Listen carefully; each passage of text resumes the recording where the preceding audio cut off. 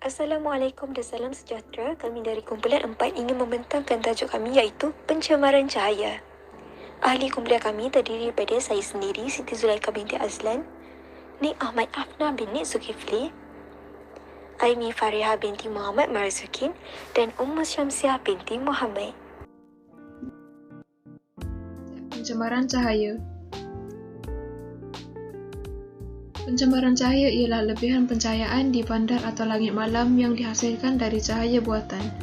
Di kawasan bandar, pencemaran cahaya menjadi pesaing utama dengan cahaya bintang dan menyukarkan balai cerah astronomi untuk menjalankan kajian. Ia terjadi apabila sumber cahaya memancarkan cahaya di luar dari arah yang diingini. Berdasarkan rajah, lampu jalan menyumbang kepada masalah pencemaran cahaya. Ini kerana LED menjadi pilihan utama kerana ia menjimatkan kos. Seperti yang anda lihat, terdapat banyak cahaya yang tidak diperlukan. Glare zone adalah keterangan cahaya berlebihan yang boleh menyebabkan ketidakselesaan pandangan. Light trespass pula ialah cahaya yang bersinar bukan tempat yang diingini. Lebihan cahaya dari lampu jalan tersebut dipantulkan semula akibat awan tebal dan seterusnya menjadikan cahaya bintang malap. Pencemaran cahaya disebabkan oleh lambat tanda, lampu jalan, kawasan perumahan dan bangunan pejabat. Utama pencemaran cahaya adalah dari pemasangan sistem pencahayaan buatan manusia. Ia merujuk kepada penggunaan yang tidak betul, iaitu berlebihan dan kurang berkesan. Perkara ini sering berlaku di kawasan bandar atau negara metropolitan. Contoh penggunaan yang tidak betul adalah seperti pemasangan lampu xenon kereta bagi menggantikan lampu halogen tradisional.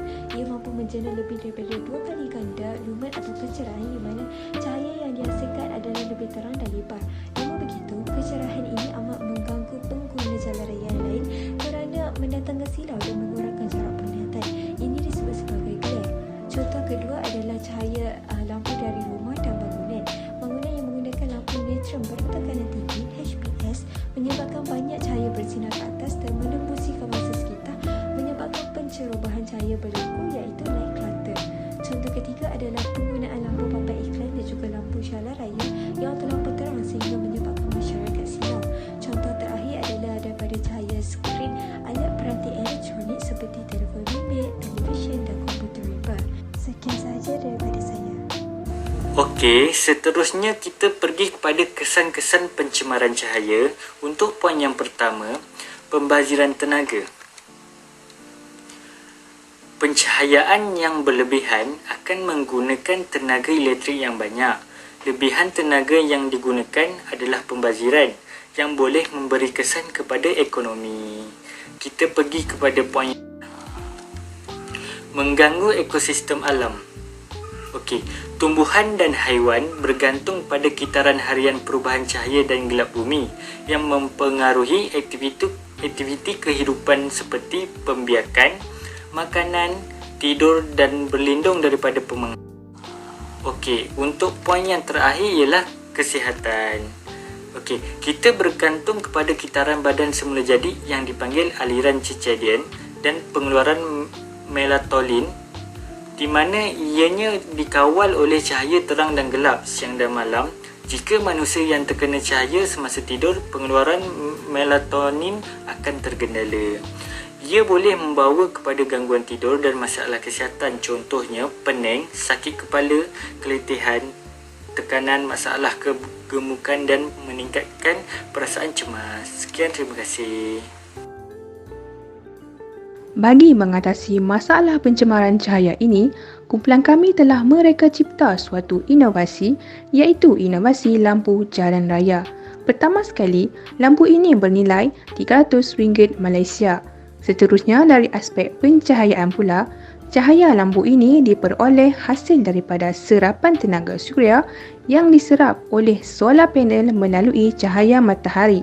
Selepas cukup tenaga yang diperlukan, pada waktu malam lampu ini akan mengeluarkan atau menyebarkan cahaya yang terang ke bawah. Di samping itu, ini adalah pandangan depan lampu jalan raya kami. Kami menggunakan mentol LED dan blue light filter pada kaca. Kelebihan mentol LED ini ialah penggunaan tenaga elektrik yang rendah dan ketahanan hayat perkhidmatan purata adalah di antara 40 hingga 50,000 jam. Seterusnya, kelebihan blue light filter pula ialah mencegah ketegangan mata, kemerahan dan kesakitan, mengurangkan sakit kepala, meningkatkan kewaspadaan dan menaikkan mood, membantu fungsi kognitif dan akhir sekali mengurangkan silau pengguna jalan raya.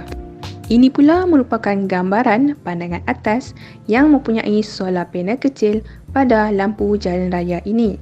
Antara kelebihannya ialah ia mampu mengaliskan air dan mudah untuk digunakan. Ia juga dapat menyerap tenaga suria untuk menyalurkan tenaga elektrik ke dalam LED dan lebih mesra alam kerana tidak menggunakan elektrik daripada gas.